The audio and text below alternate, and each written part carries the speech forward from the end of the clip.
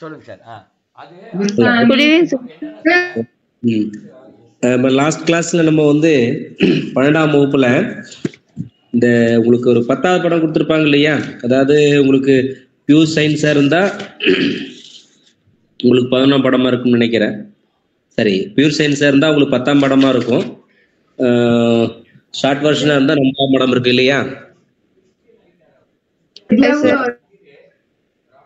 கேக்குதா? பேசுறது கேக்குதா? கேக்குது சார். உயிரி தொழில் பயன்பாடுகள் நினைக்கிறேன் இல்லையா? ஞாபகம் இருக்குதா? Yes sir. ஓகே. நம்ம அதுல போன வகுப்புல நம்ம வந்து உயிரி தொழில்நுட்பம்னா என்ன, ஸோ அது பயன்பாடு குறித்து பார்த்துருந்தோம். முக்கியமா எதெல்லாம் நமக்கு பயனுள்ளதாக இருக்குது அப்படின்னா, ஒரு மருந்து பொருள் உற்பத்தியில, அப்புறம் ஒரு ஹார்மோன் உயிர் காக்கக்கூடிய மருந்துகள் சொல்லுவாங்க, ஹார்மோன் உற்பத்தியில நமக்கு ரொம்ப துணையுள்ளதாக இருக்குது. அது இல்லாமல் சில இப்போ இருக்கக்கூடிய நவீன காலத்தில் நம்ம ஒரு ப்ரொடக்டிவிட்டியை, அதாவது வந்து உற்பத்தியை பெருக்கணும் அப்படின்னா அதுக்கு நமக்கு விரும்ப தகுந்த பண்புகளை வந்து ஒரு உயிரினத்தில் கொண்டு வரணும். அதை நம்ம என்னன்னு சொல்லுவாங்க அப்படின்னா, ஆங்கிலத்தில் டிரான்ஸ்ஜெனிசிஸ் அப்படின்னு சொல்லுவாங்க. அதாவது மரபணு மாற்றம் செய்யறது. அப்படி மரபணு மாற்றப்பட்ட உயிரிகளை உருவாக்கக்கூடிய முறைகள் எல்லாமே இந்த மாதிரியான ஒரு உயிரி தொழில்நுட்பத்தின் மூலமாகத்தான் நம்ம கொண்டு வர்றோம். அது இல்லாமல் இன்னொரு முக்கியமான விஷயம் என்ன அப்படின்னா, நமக்கு வந்து ஒரு சவாலாக இருக்கக்கூடிய இன்னொரு முக்கியமான விஷயம் என்ன அப்படின்னா, ஒரு சாதாரண இயற்கையான முறையில் ஒரு உயிரியை உருவாக்காம செயற்கையான முறையில் உருவாக்கக்கூடிய உயிரினங்கள், அதாவது குளோனிங் அப்படின்னு சொல்லுவாங்க, நகலாக்கம் அப்படின்னு தமிழில் பேர். ஸோ அது மாதிரியான நகலாக்க முறையில் உயிரினங்களை வந்து நம்ம உருவாக்க முடியும் அப்படிங்கிறதும் இது மூலமாக சாத்தியமாக நம்ம பார்க்க போகிறோம். அது இல்லாமல் இப்போது இருக்கக்கூடிய காலகட்டத்தில் ஏற்கனவே சொன்னேன் உங்களுக்கு மருந்து பொருள் உற்பத்தி அப்படின்னு சொல்லியிருந்தேன். ஸோ ஒரு மருந்து பொருள் உற்பத்தி பண்ணணும் அப்படின்னா நம்ம சாதாரணமாக ஒரு பெரிய உயிரினங்கள்ல நம்ம உற்பத்தி பண்ணுறது கொஞ்சம் சில பிரச்சனைகள் இருக்குது. அதனால அதை வந்து நம்ம சிறு உயிரினங்கள் மூலமாகத்தான் நம்ம தயாரிக்க முடியும். அதுக்கு வந்து இந்த உயிரி தொழில்நுட்பம் வந்து ரொம்ப முக்கியமாக ஒரு இருக்குது. ஸோ அந்த வகையில் நம்ம உயிரி விளைபொருட்கள், அதாவது ஒரு உயிரினத்திலிருந்து பெறப்படக்கூடிய ஒரு விளைபொருட்களை வைத்துக்கொண்டு நம்ம எப்படியெல்லாம் அந்த நோயை குணப்படுத்தலாம். உதாரணமாக நம்ம எப்படி புற்றுநோயை குணப்படுத்தலாம், இல்லை நமக்கு இருக்கக்கூடிய சில வியாதிகளை எப்படி நமக்கு வந்து மரபியல் சார்ந்த வியாதிகளாக இருக்கட்டும், இல்லை வந்து பார்த்திங்கன்னா வேற நமக்கு வந்து ஒரு மூலக்கூறு அளவுலையோ, இல்லை வந்து பார்த்திங்கன்னா உங்களுக்கு இந்த வளர்ச்சிதை மாற்ற குறைபாடுகளோ, ஸோ இந்த மாதிரியான பிரச்சனைகளை வந்து நம்ம எப்படி சரி செய்யலாம், அதுக்கு எப்படி தீர்வு, அதாவது மருந்து பொருள் எப்படி வந்து உயிரினத்திலிருந்து பெற முடியும். ஸோ அதை சார்ந்து தான் இந்த பாடத்தில் நம்ம பார்க்கக்கூடிய விஷயங்கள் அதுதான். அது நம்ம போன வகுப்பில் உங்களுக்கு நான் சொல்லியிருந்தது வந்து பார்த்திங்கன்னா, இந்த இன்சுலின் ஒன்று சொல்லியிருந்தேன். அது ஒரு உயிர் காக்கும் மருந்து தான். ஏன் அது இன்சுலின் வந்து உங்களுக்கு ஒரு உயிர் காக்கும் மருந்தும் அப்படின்னு நம்ம சொல்கிறோம் அப்படின்னா, அதுக்கு காரணம் வந்து நமக்கு இப்போ இருக்கக்கூடிய காலகட்டத்தில் வந்து இந்த நீரிழிவு நோய், அதாவது சர்க்கரை வியாதி அப்படின்னு நீங்கள் கேட்டுப்பட்டிருப்பீங்க இல்லையா? சர்க்கரை வியாதி நிறைய பேத்துக்கு இருக்குது. ஸோ அந்த சர்க்கரை வியாதி அது வந்து பார்த்தீங்கன்னா அதுக்கு வந்து காரணமாக இருக்கக்கூடியது என்னன்னு பார்த்தீங்கன்னா, அது வந்து மெயினாக சொல்ல போனோம் அப்படின்னா அது வந்து ஒரு இன்சுலினுடைய குறைபாடு அப்படின்னு சொல்லணும். ஏன்னா நீரிழிவு நோய் அப்படிங்கிறது நம்ம நோயாக பார்க்க முடியாது. ஏன் நோயாக பார்க்க முடியாது அப்படின்னா, அது ஒரு நோய் கிருமினால உருவாகிறது கிடையாது. அது வந்து ஆக்சுவலாக வளர்ச்சிதை மாற்ற குறைபாடு தான். நம்ம டெய்லியும் சாப்பிட்றோம், ஆனால் நம்ம சாப்பிட்ட உணவில் இருக்கக்கூடிய சத்துக்கள், அதாவது வந்து எனர்ஜி அப்படின்னு சொல்லுவோம். உதாரணமாக நம்ம வந்து ஒரு அரிசி சாதம் எடுக்கிறோம் அப்படின்னா, அரிசி சாதத்தில் என்ன இருக்குன்னா கார்போஹைட்ரேட் இருக்குது. கார்போஹைட்ரேட் என்னவாகும், செரிமானமாகி நமக்கு என்னவா மாறும் அப்படின்னா குளுக்கோஸாக மாறும். ஸோ அதே போல தான் நம்ம சாப்பிடக்கூடிய அந்த உணவில் சேர்க்கக்கூடிய பருப்பாக இருக்கட்டும், எண்ணெயாக இருக்கட்டும், ஸோ அதில் இருக்கக்கூடிய சத்துக்கள். ஸோ பருப்புன்னா புரதம் இருக்குன்னு சொல்லுவோம், எண்ணெய் பொருள் இருக்குதுன்னா கலந்துருக்குன்னா அதில் வந்து கொழுப்பு இருக்குன்னு சொல்கிறோம். ஸோ இது எல்லாமே நமக்கு என்ன ஆகுனா முக்கியமான உணவுப் பொருட்களாக நம்ம சொல்கிறோம். ஸோ அது வந்து அழுக்கூடிய சத்துக்கள் வந்து பார்த்திங்கன்னா நமக்கு என்ன ஆகும் அப்படின்னா வளர்ச்சி மாற்றம் அடைஞ்சு அதுவும் நமக்கு வந்து தேவையான சக்தியை வெளியிடும், சக்தியை கொடுக்கும். ஸோ இது எல்லாமே நம்ம வந்து நம்ம பார்க்கக்கூடிய வேலைகளுக்கு தகுந்தாப்புல அன்றாட வாழ்வில் அது வந்து நமக்கு சமமாக செலவாகணும். அந்த சக்தி எல்லாமே செலவாகணும். அந்த சக்தி செலவாகாம நம்ம உடல்லயே வந்து அதிகப்படியாக அந்த சக்தி, அதாவது கலோரின்னு அப்படின்னு சொல்லுவோம். ஸோ அதை வந்து நம்ம சேமிச்சு வச்சுக்கிட்டே இருந்தோம் அப்படின்னா அதுதான் நமக்கு பின்னாடி என்ன பிரச்சனையாகும்னா ரத்தத்துல குளுக்கோஸ் அளவை அதிகப்படுத்திக்கிட்டே இருக்குது. ஏன்னா இயற்கையாகவே நம்ம இந்த ஹார்மோன் சுரக்குது, அது நம்ம ரத்தத்தில் இருக்கக்கூடிய குளுக்கோஸ் அளவை கட்டுப்பாட்டிலேயே வச்சிருக்கோம். ஸோ அதிகம் அதிகமாக நம்ம குளுக்கோஸ் வந்து உடல்ல சேர விட்டுக்கிட்டே இருந்தோம் அப்படின்னா நம்ம ரத்தத்துல கலந்து அதோடைய குளுக்கோஸ் அளவை நம்ம ஹார்மோனுடைய அளவுனால கட்டுப்படுத்த முடியாத ஒரு சூழ்நிலை எப்போ வருதோ அப்போதான் நமக்கு அந்த வளர்ச்சிதை மாற்ற குறைபாடு ஏற்படுது. அதுதான் நம்ம நீரிழிவு நோய் அப்படின்னு சொல்றோம். இப்போ இதுக்கெல்லாம் நமக்கு வந்து இப்போதைய காலகட்டத்தில் அதுக்கு வந்து எந்த வயசு தான் வரணும் அப்படின்லாம் எந்த கணக்குமே இல்லாம போயிடுச்சு. அந்த பழைய காலத்துல என்ன சொல்லுவாங்க அப்படின்னா சக்கரை வியாதி அப்படிங்கிற 40 வயசுக்கு மேல இருக்கவங்களுக்கு தான் வரும் அப்படின்னு சொல்லுவாங்க. இப்ப எல்லாம் அப்படி கிடையாது. பிறந்த குழந்தையில இருந்து சக்கரை வியாதி, நீரிழிவு நோய் அப்படிங்கிறது இருக்குது. சில பேருக்கு ஹெரிடிட்டியா கூட ஜீன் மூலமா கூட பேரண்ட்ஸுக்கு இருந்ததுன்னா அப்படியே குழந்தைகளுக்கும் வருவதற்கு இப்போ வாய்ப்பு சொல்றாங்க. ஸோ என்னதான் இருந்தாலும் ஆனா அது வந்து ஒரு நோயா பார்க்கக்கூடாது. அது ஒரு வளர்ச்சிதை மாற்ற குறைபாடு. நமக்கு வந்து ஒரு ஹார்மோனுடைய அளவு பற்றாக்குறையா இருக்குது. ஸோ அதனால நமக்கு இந்த பிரச்சனை இருக்குது அப்படின்னு தான் நம்ம பார்க்கணும். சரி, அந்த ஹார்மோன் அளவை நம்ம வந்து இப்போ பற்றாக்குறையா இருக்குது. ஒன்று நம்ம தூண்டி விட்டு அது என்ன பண்ணணும், ஹார்மோன் அளவு அதிகமாக சுரக்கணும் ஒன்று.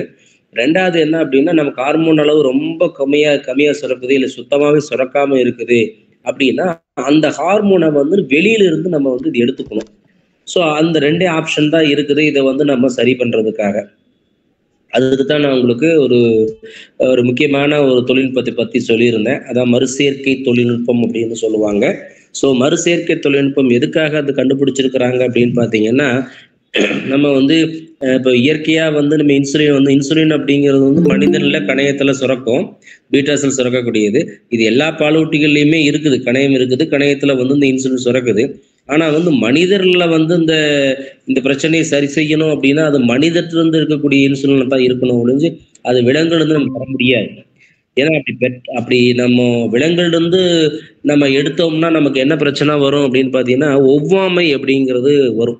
இப்போ நீங்க உதாரணமாக இப்போ நமக்கு இப்போ ஒரு 2 வருடத்துக்கு முன்னாடி, அதாவது 2 வருடம்னு சொல்லக்கூடாது, ஒரு வருஷத்துக்கு 1.5 வருஷத்துக்கு முன்னாடி நம்ம கொரோனா காலகட்டத்தில் நீங்க கேள்விப்பட்டிருப்பீங்க, அனைவருக்கும் தடுப்பூசி போட்டாங்க. தடுப்பூசி அப்படின்னா இது அவசர கால தடுப்பூசி. அதாவது வந்து கொரோனா வைரஸை கட்டுப்படுத்துவதற்காக என்ன பண்ணாங்க, தடுப்பூசி போட்டாங்க. ஸோ அப்போ வந்து என்ன பண்ணாங்கன்னா உங்களுக்கு இந்த கோவிஷீல்டு அப்படின்னு சொல்லக்கூடிய ஒரு இதை உங்களுக்கு வந்து இப்போ உடலை செலுத்தியிருப்பாங்க. கோவிஷீல்டு, கோவேக்சின் ரெண்டுமே பயன்படுத்தியிருக்கிறாங்க. ஸோ அதில் வந்து கோவிஷீல்டு வந்து பார்த்தீங்கன்னா ஆரம்ப கட்டத்தில் வந்து இது மனிதருக்கு செலுத்தும் பொழுது நிறைய பேத்துக்கு ஒவ்வாமை வந்து நிறைய பேர் இறந்து போனதாலாம் நீங்கள் கேள்விப்பட்டிருப்பீங்க.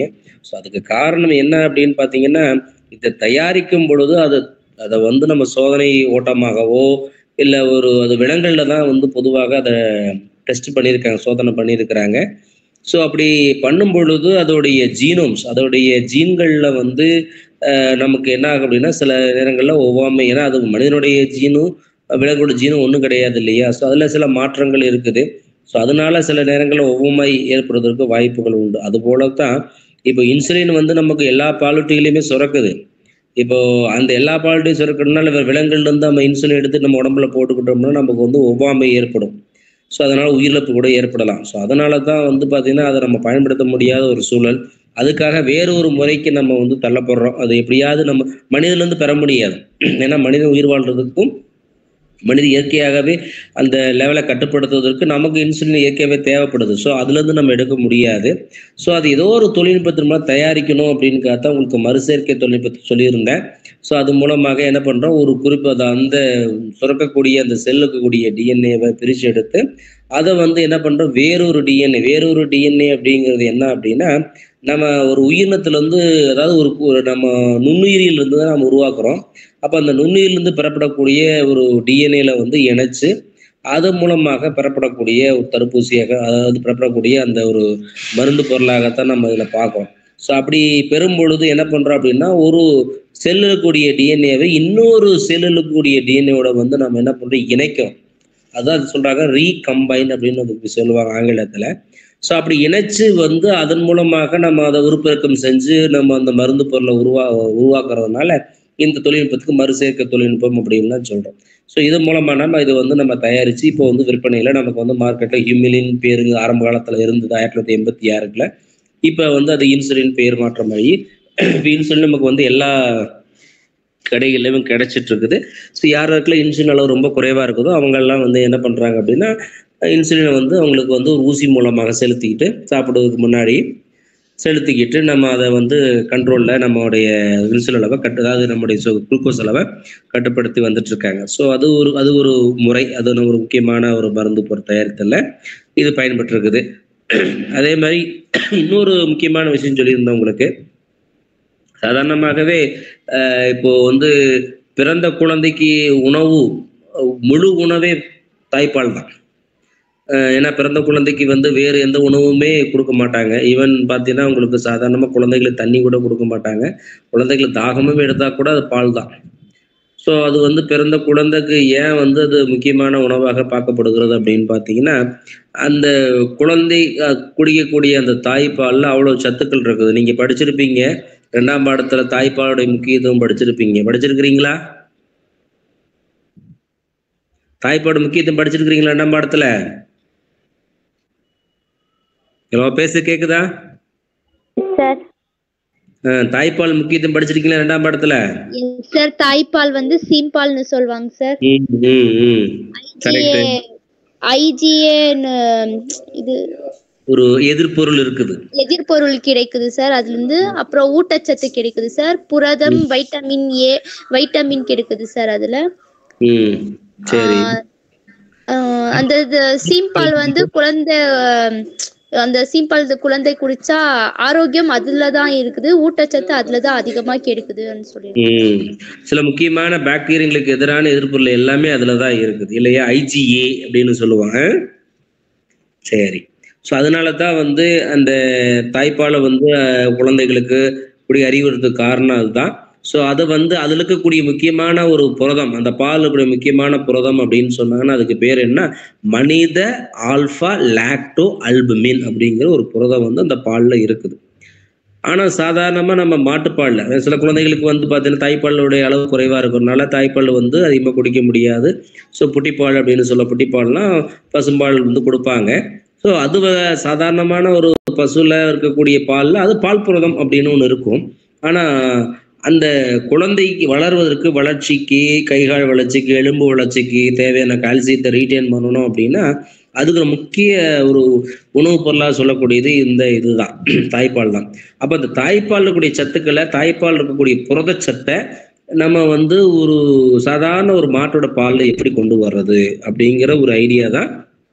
இதுவும் அந்த மறுசேர்க்கை தொழில்நுட்பத்தின் மூலமாக என்ன பண்ணியிருக்கிறாங்க அப்படின்னா அப்போ அந்த ஒரு அதாவது தாய்ப்பால் சுரக்கக்கூடிய அந்த மடி செல்கள்ல இருந்து அந்த டிஎன்ஏவை பிரித்து எடுத்து அந்த டிஎன்ஏ வந்து துண்டுகளாக்கி அந்த டிஎன்ஏ துண்டுகளை என்ன பண்ணியிருக்கிறாங்க அப்படின்னு பார்த்தீங்கன்னா அது ஒரு பிளாஸ்மிட்டோட, அதாவது எங்கன்னா ஒரு பிளாஸ்மிட்டோட இணைச்சு, பிளாஸ்மிட் அப்படிங்கிறது என்னன்னா ஒரு நுண்ணிலிருந்து பெறப்படக்கூடிய ஒரு அதிகப்படியான ஒரு மரபு பொருள் அப்படின்னு சொல்லுவாங்க.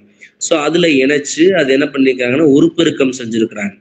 ஸோ உருப்பெருக்கம்னா அதோட எண்ணிக்கையை அதிகப்படுத்துறதுன்னு அர்த்தம். ஸோ உருப்பெருக்கம் செஞ்ச அந்த குறிப்பிட்ட விரும்பிய மரபணு அப்படிங்கிறது என்ன அப்படின்னா அந்த மனித ஆல்ஃபா லாக்டோ அல்புமின் அப்படின்னு சொல்லக்கூடிய அந்த புரதத்தை சுரக்கக்கூடிய, அந்த புரதத்தை உற்பத்தி பண்ணக்கூடிய, அல்ல புரதத்தை நிர்ணயம் செய்யக்கூடிய அந்த ஜீன்.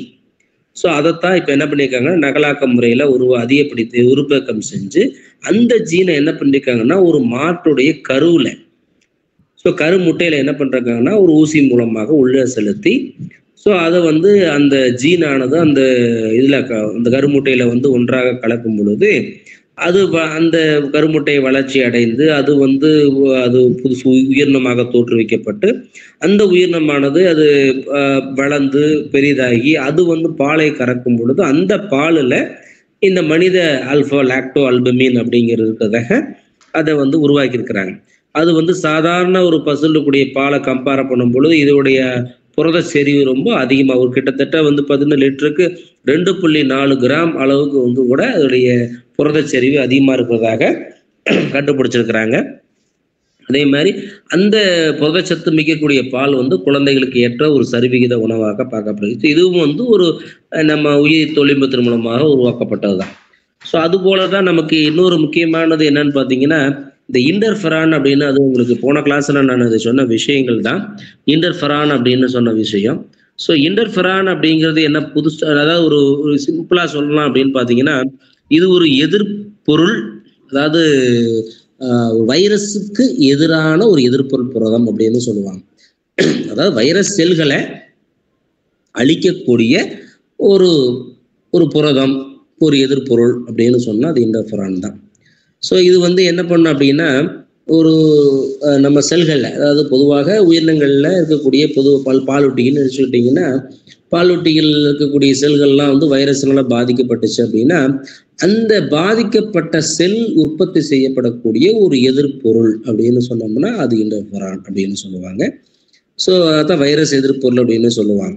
ஸோ இது வந்து யார் கண்டுபிடிச்சிருந்தாங்கன்னா, 2 பேர் கண்டுபிடிச்சிருக்காங்க. ஒன்று அலெக்ஸ் ஜெஃப்ரி ஐசக்ஸ் அப்படின்னு சொல்லக்கூடியதும், ஜீன் லின்மேன் அப்படின்னு சொல்லக்கூடிய 2 பேரும் தான் இன்டர்ஃபெரான் அப்படிங்கிறது வந்து ஒரு தொற்று உள்ள செல்கள்ல, அதாவது வைரஸ் தொற்றுள்ள செல்கள்ல அந்த செல்களே உற்பத்தி செய்யப்படக்கூடிய ஒரு வைரஸ் எதிர்பொருள் அப்படின்னு சொல்லி கண்டுபிடிச்சிருக்கிறாங்க. ஸோ இந்த இன்டர்ஃபெரானை சுரக்கக்கூடியது எதுன்னு பார்த்தீங்கன்னா, வெள்ளை அணுக்கள் தான் சுரக்கும். லியூகோசைட்ஸ் அப்படின்னு சொல்லக்கூடிய வெள்ளை அணுக்கள் சுரக்கக்கூடிய ஒரு எதிர்பொருள் புரதம் அப்படின்னு சொல்றோம். சரி, இதுல வந்து அதோடைய எல்லா செல்கள்லையுமே ஒரே விதமான இன்டர்ஃபெரான் இருக்குன்னு சொல்ல முடியாது. அது வைரஸை பொறுத்து அதோட அமைப்பு கொஞ்சம் மாற்றங்கள் இருக்கும். அதை பொறுத்து 2 விதமான இன்டர்ஃபெரான் சொல்றாங்க. ஒன்று ஆல்ஃபா, இன்னொன்று பீட்டான்னு ஒன்று, காமான்னு ஒன்று, மொத்தம் ஒரு 3 வகையாக இன்டர்ஃபெரானை வகைப்படுத்திருக்கிறோம். சரி, இப்போ இந்த இன்டர்ஃபெரான்களை வந்து நம்ம என்ன பண்ணணும் அப்படின்னு பார்த்தீங்கன்னா, இப்போ எப்படி மறுசேர்க்கை தொழில்நுட்பத்தின் மூலமாக இன்சுலின் தயாரிச்சாங்களோ அதே போல இன்டர்ஃபெரானை எப்படி தயாரிக்கிறான் அப்படிங்கிறது தான் இதுல நமக்கு கொடுத்துருக்கக்கூடிய விஷயங்கள். ஆனா அதுல என்ன பிரச்சனை அப்படின்னா, ஏன்னா நம்முடைய உடல்ல, அதுவும் குறிப்பா சொல்ல போனா அதிகமாக செல்களை தாக்கி உயிரிழப்பை ஏற்படுத்தக்கூடிய ஒரு முக்கியமான நோய் காரணியாக இருக்கக்கூடியது எதுன்னு பார்த்தீங்கன்னா அது வைரஸ் தான். ஏன்னா பாக்டீரியா இன்ஃபெக்ஷன்ஸ் வந்து உடம்புல வரும், ஆனா பாக்டீரியா இன்ஃபெக்ஷன் வந்து அந்த அளவுக்கு நமக்கு வந்து ஒரு கில்லரா இருக்காது. ஸோ அதை நம்ம உயிரை கொள்ற அளவுக்கு இருக்கக்கூடிய அந்த அளவுக்கு வீரியம் வந்து பாக்டீரியாவுக்கு இல்லை, ஆனா வைரஸ்க்கு உண்டு. ஏன்னா வைரஸ் என்ன பண்ணும் அப்படின்னா அது கொஞ்சம் வீரியம் அதிகம், அதனால வந்து உயிரை கொள்ளக்கூடிய அந்த அளவுக்கு ஒரு வீரியத்தன்மை வந்து வைரஸுக்கு இருக்குது. ஸோ அப்போ அந்த வைரஸை வந்து நம்ம அழிக்கணும், அந்த வைரஸ் தொற்று இருக்கக்கூடிய செல்களுடைய வந்து நம்ம அழிக்கணும் அப்படின்றது இயற்கையாகவே நம்ம நம்முடைய செல்கள் வந்து சுரக்குது. சுரந்தது எல்லாமே நம்ம ரத்தத்துல கலக்கும், பிளாஸ்மா செல்ஸ்ல இருக்கும் இன்டர்ஃபெரான்கள். ஆனா இது வந்து அவரோட உடம்புல வந்து அந்த செல்கள்ல வந்து நோய் தொற்று ஏற்பட்டுச்சுன்னா அவங்களுக்கு அது சுரக்கப்பட்டு அது சரியாகும். ஆனா அது வந்து கமர்ஷியலா, வணிக ரீதியா நம்ம அதை வந்து பிரிச்சு எடுத்து இன்னொரு நபருக்கு, வைரஸ் தொற்றுள்ள நபருக்கு அதை பயன்படுத்தி அதை சரி செய்யணும் அப்படிங்கிறதுல ஒரு சிக்கல் இருக்குது. என்ன சிக்கல் அப்படின்னு பாத்தீங்கன்னா, இப்போ நம்ம இன்டர்ஃபெரானை நம்ம ரத்தத்துல இருந்து பிரிக்கிறோம், பிரிச்சு இன்னொருத்தருக்கு வந்து உடல்ல செலுத்துறோம் அப்படின்னு பாத்தீங்கன்னா அதை பிரிப்பதற்கு நமக்கு ரத்தம் வந்து அதிகமாக தேவைப்படுகிறது. சும்மா வந்து நமக்கு வந்து ஒரு 1 ml 2 ml அந்த மாதிரியான ரத்தத்துல இருந்து நம்ம பிரிக்க இருக்க முடியாது. ஸோ அப்போ வந்து இன்டர்ஃபெரான ரத்தத்துல இருந்து நம்ம முழுமையா பிரிச்சு எடுக்கணும் அப்படின்னு பார்த்தீங்கன்னா அதிக ரத்தம் தேவைப்படுறதுனால அது வந்து ஒரு பெரிய ஒரு சவாலாக இருக்கக்கூடியதாக இருக்குது. ஸோ அதனால தான் இப்போ வந்து இன்டர்ஃபெரான் நம்ம வந்து இந்த மறுசேர்க்கை தொழில்நுட்பத்தின் மூலமா உற்பத்தி பண்றதுல ஒரு சில சிக்கல்கள் இருந்துட்டு இருக்குது. ஸோ அதுக்காக நம்ம ஆர்டிஎன்ஏன்னு சொல்லக்கூடிய மறுசேர்க்கை தொழில்நுட்பத்தின் மூலமாக என்ன பண்றாங்க அப்படின்னு பார்த்தீங்கன்னா, அதுக்கு எசர்சியா கோலை அப்படிங்கிறது நம்ம பொதுவாக எல்லா வகையான உயிரி தொழில்நுட்பத்தின் ஒரு தொழில்நுட்பத்துக்கு அதிகமாக பயன்படுத்தக்கூடியது இந்த ஒரு முக்கியமான நுண்ணுயிர் தான் எசர்சியா கோலை அப்படி பயன்படுத்துவோம். ஆனா இதுக்கு வந்து எசர்சியா கோலை வந்து பயன்படுத்த முடியாது. என்ன காரணம்னா அதுக்குண்டான நொதியை ஊக்குவிக்கக்கூடிய அந்த அளவுக்கு கெப்பாசிட்டி வந்து இந்த சாதாரண நுண்ணுயிருக்கு கிடையாது. அதுக்காக என்ன பண்ணோம், நம்ம சாக்ரோமைசஸ் செரிவிசின்னு சொல்லுவாங்க, இதுக்கு பேர் பிரீவர்ஸ் ஈஸ்ட், அடுமனை ஈஸ்ட்னு ஒரு பேர் உண்டு. அப்போ அந்த சாக்ரோமைசஸ் செரிவிசியை தான் இதுக்கு வந்து உகந்ததாக காணப்படக்கூடியது. என்ன காரணம்னா இது வந்து பார்த்தீங்கன்னா இந்த புரதங்களை வந்து எளிதாக வந்து என்ன பண்ணும், சர்க்கரை ஏற்றம் அப்படின்னு சொல்லுவாங்க. சர்க்கரை ஏற்றம் அப்படின்னா இந்த புரதங்களை உடைச்சு அமினமிலமாக மாற்றி அதில் இருக்கக்கூடிய சர்க்கரை மூலக்கூறுலாம் தனித்தனியாக பிரிக்கக்கூடிய அந்த ஒரு கெப்பாசிட்டி, அந்த ஒரு திறன் வந்து பார்த்தீங்கன்னா இந்த ஈஸ்டில் இருக்குது. ஆனால் எஸ்எஸ்ஏ கொலையில் இல்லை. அதனால தான் இதை வந்து பொதுவாக இதை பயன்படுத்துகிறோம். அது இல்லாமல் இதை வச்சு நம்ம சில முக்கியமான வைரஸ் பிரச்சனைகளை எல்லாமே சரி செய்யலாம். புற்றுநோய், எய்ட்ஸு, சில வகையான இந்த மல்டிபிள் ஸ்க்ளரோசிஸ் சொல்லுவாங்க, தண்டுவட மரப்பு நோய் அப்படின்னு சொல்லுவாங்க, லிவர் சிராசிஸ், கல்லீரல் அலர்ஜிலாம் நம்ம இதில் கட்டுப்படுத்த முடியும். ஸோ அதுக்காகத்தான் இந்த மாதிரியான ஒரு ஆர்டிஎன்ஏ தொழில்நுட்பத்தை பயன்படுத்துகிறோம். ஆனால் இதில் எப்படி எந்த அளவுக்கு நான் வந்து நம்மளோட இரத்தத்துலேருந்து பிரித்து நம்ம அதை பயன்படுத்துங்கிறது எவ்வளோ சிக்கல் இருக்குதோ, அதே போல் இதை வந்து மறுசேர்க்கை தொழில்நுட்பத்தின் மூலமாக தயாரித்தாலும் கூட இதை வந்து உற்பத்தி செலவினங்கள் ரொம்ப அதிகமாக இருக்கிறதுனால இதை வந்து தயாரித்து அதை வந்து பிரித்து எடுத்து அதை வந்து நம்ம ஒரு மருந்து பொருளாக வணிக ரீதியாக நம்ம வெளியே மார்க்கெட்டில் கொண்டு வந்து அதை விற்பனை செஞ்சு ஒரு மனிதர் கொண்டு போய் சேர்க்கறதுல சில செலவினங்கள் வந்து பார்த்தீங்கன்னா ரொம்ப அதிக அளவில் இருக்கிறதுனால இது எல்லாருக்கும் வந்து இந்த மாதிரியான ஒரு மருந்து பொருள் கிடைப்பதில் ரொம்ப ஒரு சிக்கல் வந்து இன்னும் இருந்துட்டு தான் இருக்குது. அதை வந்து நம்ம நடைமுறைக்கு கொண்டு வர முடியல. ஆனால் அது வந்து நம்ம தயாரிக்கலாம், தயாரிக்கிறதுக்கு செலவினங்கள் கூட இருக்கிறதுனால இது ஒரு சிக்கலாக இருக்குது அப்படிங்கிறத நம்ம இண்டர்ஃபெரானை பார்க்கணும். ஸோ இப்போ இண்டர்ஃபெரானை பொறுத்தளவு யார் கண்டுபிடிச்சா நான் வச்சுக்கோங்க, லைக் ஐசக்ஸ் அண்ட் லின்மேன் ஜீன் லின்மேன் நான் வச்சுக்கோங்க. அதே மாதிரி 3 வகை ஆல்ஃபா பீட்டா காமா 3 வகையை நான் வச்சுக்கோங்க. பொதுவாக எந்த நுண்ணுயிரி பயன்படுத்துறாங்கன்னா சாக்கரோமைசிஸ் செரிவிசி அந்த ஈஸ்ட்டை பயன்படுத்துறாங்க நான் வச்சுக்கோங்க. ஸோ இது ஒரு வகையான முக்கியமான ஒரு இது, அதாவது மருந்து பொருள் உற்பத்தியில. மூன்றாவது சொல்ல போனோம் அப்படின்னா இந்த மறுசேர்க்கை தடுப்பூசின்னு சொல்லுவாங்க. இப்போ நம்ம பயன்படுத்திட்டு இருக்கோம் இல்லையா தடுப்பூசிகள், ஒவ்வொரு நோயில் வராமல் தடுப்பதற்காக தடுப்பூசி போட்டிருக்க பிறந்த குழந்தையிலிருந்து இப்போ வரையுமே நமக்கு வந்து ஏதாவது ஒரு நோய் அதிகமாக வந்து ஸ்ப்ரெட்டிங்ல இருக்குது அப்படின்னா அதை வந்து நம்ம தடுப்பதற்காக நிறைய தடுப்பூசி போடுறாங்க. பிறந்ததுல இருந்து இப்போ குழந்தை பிறந்து 15ஆவது நாளில் ஒரு தடுப்பூசி போடுவாங்க, பிசிஜி அப்படின்னு போடுவாங்க. அப்புறம் ஒவ்வொன்றா வரும், டிசிஜி, டிபிடி, டிடி, அப்புறம் எம்எம்ஆர் அப்படின்ட்டு ஒரு பெரிய ஒரு அட்டவணையே இருக்குது. கிட்டத்தட்ட 2 வயசு வரையுமே நமக்கு தடுப்பூசி நம்ம போட்டாகணும். அதுக்கு இல்லாமல் அதுக்கு இடையில வந்து பார்த்தீங்கன்னா உங்களுக்கு போலியோ வேக்சின்ஸ் வந்து ஓரல் போலியோ வேக்சின்ஸ் வந்து கொடுக்குறாங்க. ஸோ இதெல்லாமே தொடர்ச்சியாக இருக்கிறது தான். ஸோ இது இப்போ இருக்கக்கூடிய காலகட்டத்தில் அப்போ வந்து பார்த்தீங்கன்னா தயாரிக்கக்கூடிய முறைகள் வேற மாதிரி இருந்தது. இப்போ இருக்கக்கூடிய காலகட்டத்தில் வந்து பார்த்தீங்கன்னா தடுப்பூசிகள் எல்லாமே உங்களுக்கு மறுசேர்க்கை தொழில்நுட்பத்தின் மூலமாக தான் தயாரிக்கிறாங்க. வீரியத்தை குறைச்சி அதே உயிரினத்தில் வந்து உருவாக்கக்கூடிய மெத்தடு தான், அதான் மறுசேர்க்கை தடுப்பூசி அப்படின்னு சொல்லுவாங்க. இப்போ அந்த தடுப்பூசியில் என்ன பண்ணுறா அப்படின்னா இதே மெத்தடு தான். அதாவது என்ன பண்ணுறாங்க அப்படின்னா நமக்கு வேறொரு உயிரினத்தில் அந்த விரும்பிய அந்த ஒரு மரபணு, அந்த விரும்பிய மரபணுன்னா அந்த மரபணுக்குள்ள வந்து என்ன அப்படின்னா ஒரு குறிப்பிட்ட மருந்து பொருள், அதாவது மருந்து பொருள் ஒரு புரத பொருள் இருக்குது, அது வந்து ஒரு வியாதியை குணப்படுத்தக்கூடிய ஒரு மருந்து பொருள் இருக்குது அப்படின்னா அந்த மரபணுவை எடுத்து அது வந்து உட்செலுத்தி அதை வந்து நம்ம உருப்பெருக்கம் செஞ்சு அதன் மூலமாக நம்ம அந்த மருந்து தடுப்பூசிகளை உற்பத்தி பண்ணக்கூடிய மெத்தடு. ஸோ அதில் 3 வகையாக பிரிச்சிருக்கோம். துணை அலகு தடுப்பூசி அப்படின்னு ஒன்று, வலு குறைக்கப்பட்ட தடுப்பூசி அப்படின்னு ஒன்று பிரிச்சிருக்கிறோம். அப்புறம் 3ஆவது பார்த்தீங்கன்னா டிஎன்ஏ தடுப்பூசி அப்படின்னு சொல்லி மொத்தம் 3 வகையாக நம்ம பிரிக்கப்பட்டிருக்குது. இதில் வந்து துணை அலகு தடுப்பூசி அப்படின்னு ஒன்று சொல்லுவாங்க.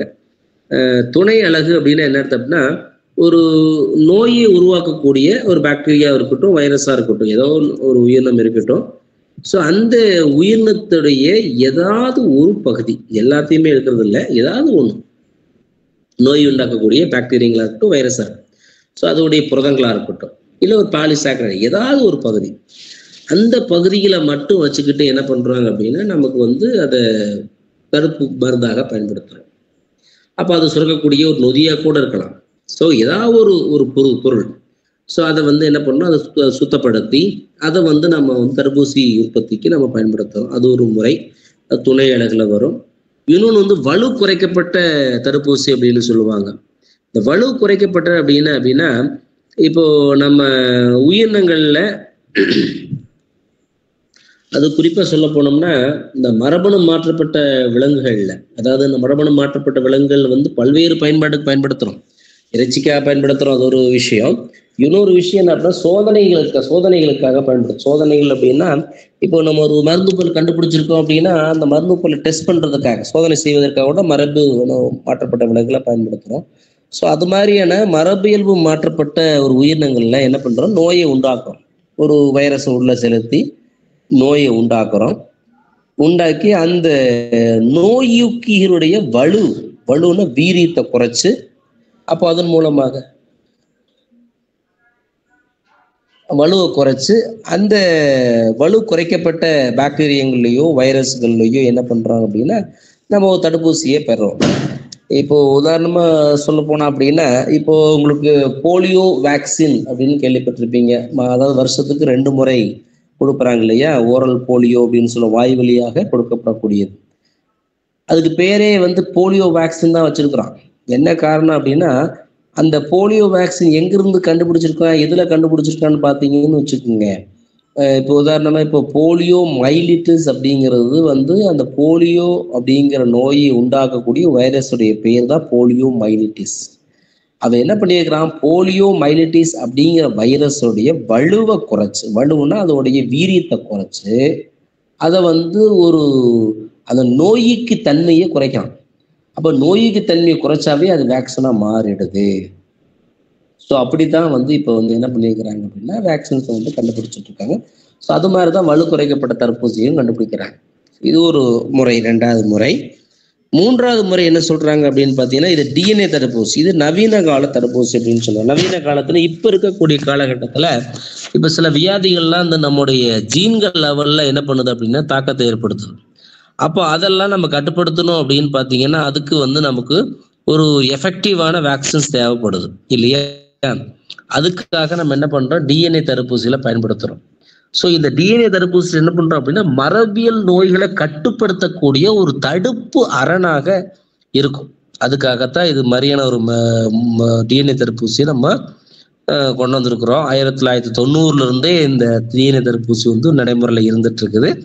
அது என்ன பண்ணும் அப்படின்னா இந்த டிஎன்ஏ மூலக்கூறில் இருக்கக்கூடிய ஜீன்களை முடுக்கி விடுறதுனால என்ன பண்றோம், உடல்ல சில தடைகாப்பு வினைகள் அப்படின்னு சொல்லுவாங்க. தடைகாப்பு வினைகள் அப்படின்னா எந்த ஒரு வைரஸா இருந்தாலும் சரி, பாக்டீரியா இருந்தாலும் சரி, செல்லுக்குள்ள ஊடுருவி சென்றுச்சு அப்படின்னா அந்த செல்லுக்குள்ள ஊடுருவி சென்று அதுல எந்த ஒரு வினையும் நடைபெறாத அளவுக்கு என்ன பண்ணும் அப்படின்னா அதுக்கு எதிர்வினையை உருவாக்கக்கூடியது. அதனால அந்த செல்லு பார்த்தீங்கன்னா அதுக்கு தேவையான நோய் தடைக்காப்ப பெறுகிறது. இது நம்ம டிஎன்ஏ தடுப்பூசினால அது சாத்தியமா இருக்குது. அப்போ என்ன பண்ணுது அப்படின்னா உடல்ல அந்த எதிர்ப்புள் தூண்டி புரதத்துக்கு எதிராக ஒரு குறியீடு செய்யக்கூடிய ஒரு மரபணு நம்ம என்ன பண்றோம் அப்படின்னா பிளாஸ்மிடுக்குள்ள உள்ள செலுத்துறோம். இப்போ ஒரு உதாரணமா ஹெப்பாட்டிட்டிஸ் பி வைரஸ் இருக்குது அப்படின்னா அது நம்ம உடம்புக்குள்ள உள்ள போகுது அப்படின்னா உடம்புக்குள்ள உள்ள போகுதுன்னா செல்லுக்குள்ள உள்ள போகும் பொழுது அதுக்கு உண்டான எதிர்ப்பொருள் புரதம் இருக்குன்றதுலேயே தூண்டி புரதம்னு சொல்லுவாங்க இல்லையா.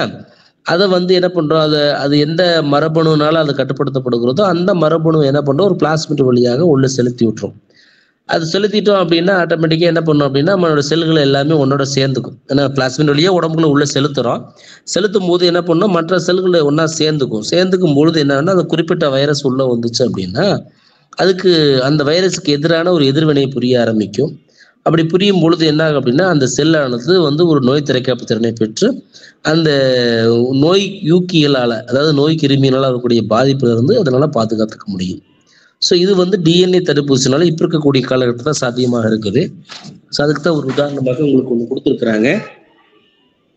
ஒன்று மறுசேர்க்கை தடுப்பூசியில உங்களுக்கு ஒரு உதாரணம் உங்களுக்கு கொடுத்துருக்காங்க பாருங்க. அதாவது ஹெப்பாட்டிட்டிஸ் பி வைரஸ் கல்லீரல் அலர்ஜி அப்படிங்கிற நோய்க்கு எப்படி தடுப்பூசி தயாரிக்கக்கூடிய ஒரு முறையை கொடுத்துருக்குறாங்க. முதல்ல என்ன பண்றாங்க பாருங்க, ஹெப்பாட்டிட்டிஸ் பி வைரஸ் அப்படிங்கிற வைரஸ்ல இருந்து என்ன பண்ணிருக்காங்க டிஎன்ஏ வெளியே எடுத்திருக்கிறாங்க, துண்டுகளாக்கியிருக்கிறாங்க. அப்ப அது என்ன பண்றாங்கன்னா ஒரு பாக்டீரியத்துல இருந்து ஏற்கனவே சொன்னேன் மரபு பொருள் இருக்குன்னு சொன்னேன். பாக்டீரியத்துல 2 டிஎன்ஏ இருக்குது. ஒன்று முதன்மை டிஎன்ஏன்னு சொல்லுவாங்க, இன்னொன்று அதிகப்படியான அதாவது எக்ஸஸா இருக்கக்கூடிய ஒரு டிஎன்ஏ தான் பேர் எக்ஸ்ட்ரா குரோமோசோமல் டிஎன்ஏ அப்படின்னு ஆங்கிலத்துல சொல்லுவோம். அதுக்கு பேர் பிளாஸ்மிட், அதாவது வட்ட வடிவத்தில் இருக்கு இல்லையா, அது பேர் பிளாஸ்மிட் அப்படின்னு பேரு. அதுல என்ன பண்றோம், அதோடைய ஒரு முனையை கட் பண்ணிட்டு அந்த கட் பண்ண முனையில என்ன பண்றோம் அப்படின்னா நம்ம ஏற்கனவே ஹெப்பாட்டிட்டிஸ் பி வைரஸ்ல இருந்து எடுக்கப்பட்ட டிஎன்ஏ துண்டுகளை அதை இணைக்கிறோம். இணைச்சு என்ன பண்றோம், எந்த பாக்டீரியா இருந்து வெளியே இந்த பிளாஸ்மிட்டை வெளியே எடுத்தோமோ அதே பாக்டீரியத்துக்குள்ள இந்த மறுசேர்க்கை பாக்டீரியத்தை உள்ள அனுப்புனோம்னா ஆட்டோமேட்டிக்கா டிஎன்ஏக்கு ஒரு என்ன ஒரு முக்கியமான ஒரு பணி, அதாவது ஒரு அதுக்குண்டான ஒரு வேலை அப்படின்னு பாத்தீங்கன்னா, தன்னைத்தானே இரட்டிப்பாதல்னு சொல்லுவாங்க. தன்னைத்தானே தேவையான காப்பீஸ், அதாவது நகலாக்கம் செஞ்சுக்குது. நகலாக்கம் செஞ்சுட்டு என்ன பண்ணுது அப்படின்னா, அது பல எண்ணிக்கையில வந்து பெருக்கமடையுது. அப்படி பல எண்ணிக்கையில பெருக்கமடையும் பொழுது அதுல இருந்து பெறப்படக்கூடிய அந்த மரபணு, அதுல இருந்து பெறப்படக்கூடிய அந்த குறிப்பிட்ட மரபணு இருக்கு இல்லையா, அந்த மரபணு தான் அந்த குறிப்பிட்ட ஒரு நோய்க்கு எதிரான, ஒரு குறிப்பிட்ட வைரஸ்க்கு எதிரான எதிர்ப்பொருள் புரதமா இருக்குது. அந்த எதிர்ப்பொருள் புரதத்தை நம்ம என்னவா பயன்படுத்துறோம் அப்படின்னா, தடுப்பூசியாக அதை நம்ம பயன்படுத்துறோம். ஸோ இதுதான் வந்து இந்த மறுசேர்க்கை தொழில்நுட்பத்தின் மூலமாக உருவாக்கக்கூடிய தடுப்பூசி அப்படின்னா இதுதான். சரியா? ஸோ இது வந்து கிட்டத்தட்ட 1997 பாத்தீங்கன்னா முதல்ல இந்த செயற்கை தடுப்பூசி, அதாவது ஒரு உயிரினத்துல இருந்து உருவாக்காம அதோடைய புரதங்கள், அதோடைய மூலக்கூறுல வச்சுக்கிட்டு என்ன பண்றாங்கன்னா, செயற்கை முறையில ஹெப்பாட்டிட்டிஸ் பி வைரஸுக்கு எதிராக ஒரு தடுப்பூசியை தயாரிச்சாங்க 1997.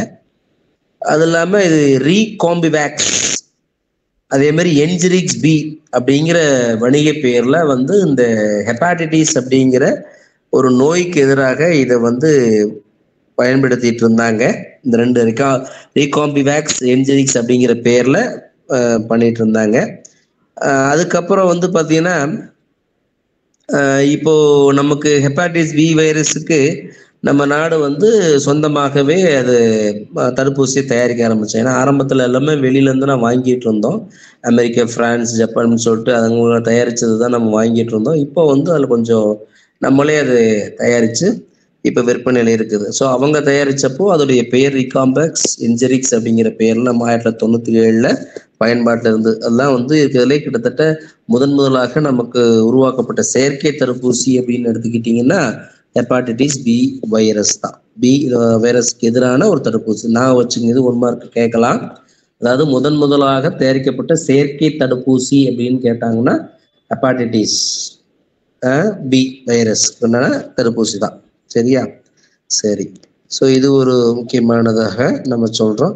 ஆனா இதுக்கு எல்லாமே பொதுவாக நம்ம பயன்படுத்தக்கூடியது இந்த மாதிரி தொழில்நுட்பத்துக்கு இந்த ஈஸ்ட்டை பயன்படுத்துறோம். அதை ஈஸ்ட்னா சாக்ரோமைசிஸ் செரிவிசி அப்படிங்கிற ஈஸ்ட்டை தான் நம்ம பயன்படுத்துறோம். ஸோ அடுத்ததா பார்த்தீங்கன்னா, நமக்கு இன்னொரு முக்கியமான ஒரு சிகிச்சைக்கு வந்து நமக்கு வந்து உயிரி தொழில்நுட்பம் பயன்படுது. அந்த சிகிச்சை முறைக்கு பேர் தான் மரபணு சிகிச்சை அப்படின்னு சொல்லுவாங்க. இப்போ மரபணு சிகிச்சை அப்படிங்கிறது அப்படின்னா, மரபணுல ஏதாவது ஒரு குறைபாடு ஏற்படுது, அந்த மரபணுல ஏற்படக்கூடிய குறைபாடை நம்ம சரி செய்வதற்காக நம்ம என்ன பண்றோம் அப்படின்னா, அந்த எந்த மரபணு பாதிக்கப்பட்டிருக்கோ அந்த பாதிக்கப்பட்ட மரபணுவை அந்த இடத்துல இருந்து நம்ம வந்து இடம்பெயர வைக்கிறோம்னா அந்த இடத்துல வந்து ஒரு புதிய மரபணுவை நம்ம உட்செலுத்தி இந்த மரபணு இடம்பெயர வைக்கிறோம். ஸோ அப்படி பண்ணும் பொழுது என்ன ஆகும் அப்படின்னா, இந்த மரபணு, அந்த குறிப்பிட்ட மரபணுல ஏற்படக்கூடிய பாதிப்புகளை நம்ம சரி செய்யலாம் அப்படிங்கிற ஒரு சிகிச்சை முறை தான் மரபணு சிகிச்சை. ஏன்னா உடல்ல வந்து நமக்கு ஏதாவது ஒரு நோய் கிருமியினால ஏதாவது ஒரு வியாதி வந்துச்சுன்னா நம்ம ஏதாவது ஒரு மருந்து பொருள் கொடுத்து நம்ம சரி செய்யறோம். ஆனா மரபணுக்கள்ல, குரோமோசோம்கள்ல ஏதாவது ஒரு பிரச்சனைகள் ஏற்பட்டுச்சு அப்படின்னா அது வந்து வம்சாவளியாக வந்து பரவக்கூடியது. ஸோ அதை நம்ம வந்து தடுப்பதற்கு எந்த ஒரு மருந்துகளோ முறைகளோ எதுவுமே இல்லை. ஸோ இப்போ இருக்கக்கூடிய காலகட்டத்தில் வந்து அது உயிரி தொழில்நுட்பத்தில் நன்றாக வளர்ச்சியடைந்த காலகட்டத்தில் வந்து மரபணு சிகிச்சை மூலமாக இந்த மரபியல் குறைபாடுகளை சரி செய்யலாம் அப்படிங்கிற ஒரு முயற்சி வந்து கொஞ்சம் அது ஒரு முக்கிய ஒரு இதாக இருந்துட்டு இருக்குது. சரி, அந்த அளவுக்கு வந்து பார்த்தீங்கன்னா இப்போ இதோடைய டெக்னாலஜி ரொம்ப வேகமாகவே வளர்ந்துட்டு இருக்குது.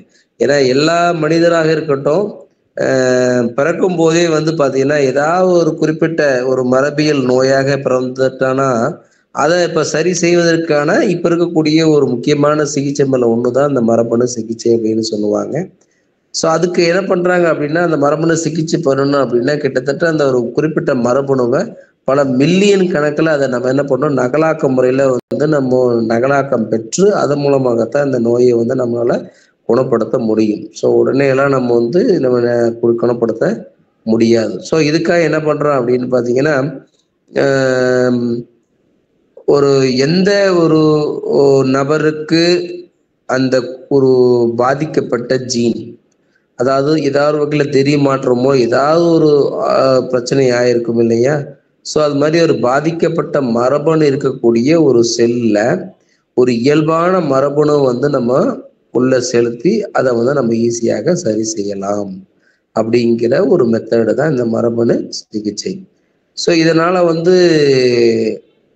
உருவாகக்கூடிய விளைபொருட்கள்ல அதாவது ஒரு குறிப்பிட்ட இயல்பான மரபணு உள்ள செலுத்துறோம் இல்லையா? அப்படி செலுத்தும் பொழுது அது வந்து நம்முடைய செல்ல வந்து அந்த இடத்தை ரீப்ளேஸ் பண்ணிச்சும் பொழுது அது புதுசான ஒரு காம்பினேஷன், நியூ காம்பினேஷன் அங்கே உருவாகும்.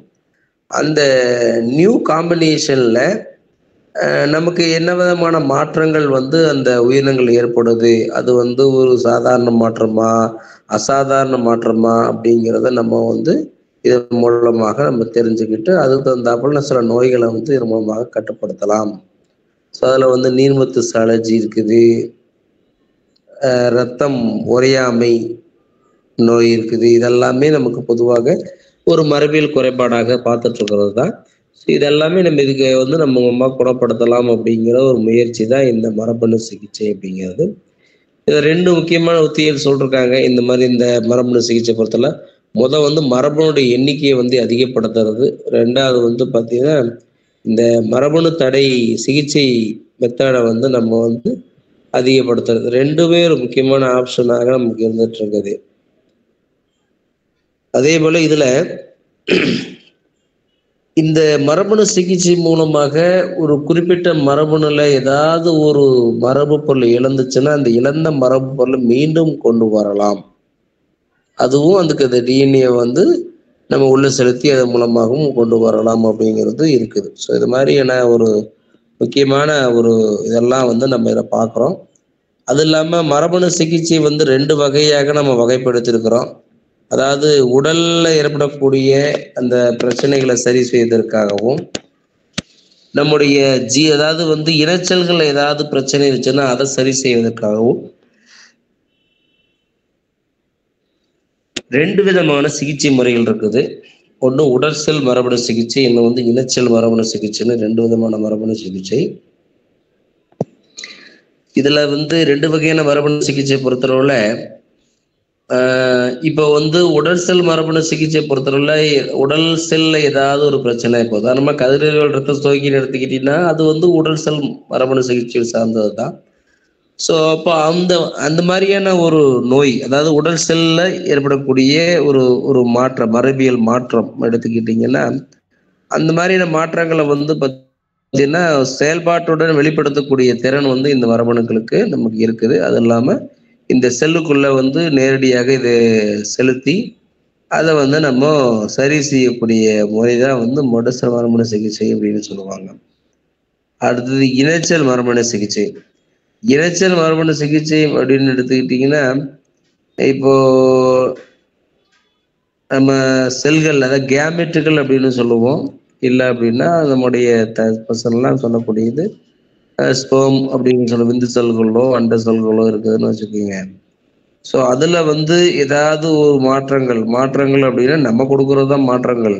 அதில் வந்து உதாரணமாக சூரிய ஒளி வந்து உள்ளே சென்றனால ஏதாவது பாதிப்புறதா, இல்லை வந்து மற்ற மனிதனுடைய பிரச்சனைகளா, இது மாதிரி பல விஷயங்கள் இருக்குது. ஸோ இதனால என்ன அப்படின்னா அதில் வழங்கப்பட்ட கருவுலையோ இதுலேயோ ஏதாவது ஒரு பிரச்சனை இருந்துச்சு அப்படின்னா அதனால வந்து மரபணு சிகிச்சை ஏற்படுறதுக்கு வாய்ப்புகள் உண்டு. அப்போ அதே மாதிரி இப்போ இந்த மரபணு சிகிச்சை பண்ணணும் அப்படின்னா ஒரு குறிப்பிட்ட ஒரு விரும்பிய மரபணுன்னு சொல்றோம் இல்லையா, அந்த விரும்பிய மரபணுவானது கிட்டத்தட்ட ஒரு மில்லியன் கணக்கில் அது என்ன பண்ணணும், நகலாக்கம் செஞ்சுதான் நம்ம வந்து இந்த மரபணு சிகிச்சை பண்ண முடியும். சரி, அதுக்கு வந்து சில வேறுபாடு இருக்குது.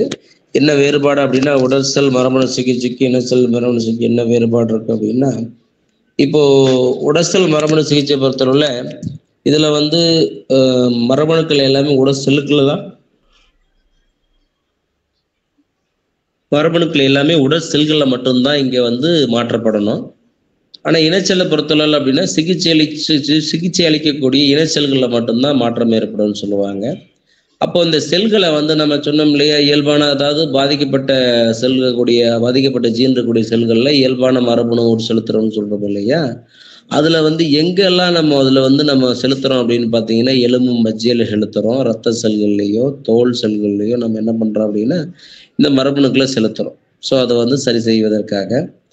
அதே மாதிரி அண்ட செல்கள் இந்த செல்கள்லையும் நம்ம வந்து செலுத்தலாம், அதாவது இன செல் ஏற்படக்கூடிய மாற்றங்களை சரி செய்வதற்காக.